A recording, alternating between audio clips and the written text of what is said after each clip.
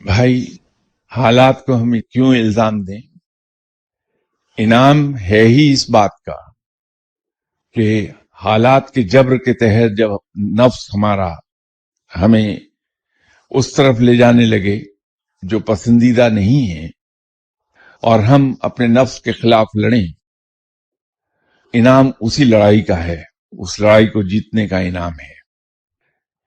اگر حالات ایسے نہ ہوں تو پھر ہمیں نفس سے لڑنا نہیں پڑے گا۔ دوسرے لفظوں میں یوں کہہ دیجیے کہ یہ فرشتے ہیں جن کے ارد گرد کا ماحول ایسا ہے کہ وہ صرف نیکی اللہ کی اطاعت پر ہی تو مجبور ہیں، تو اس لیے ان کے لیے نہ کوئی اجر ہے نہ کوئی سزا ہے۔ سزا و جزا کا نظام ہے ہی انسان کے لیے کہ اس کو حالات کے اگینسٹ لڑنا ہے۔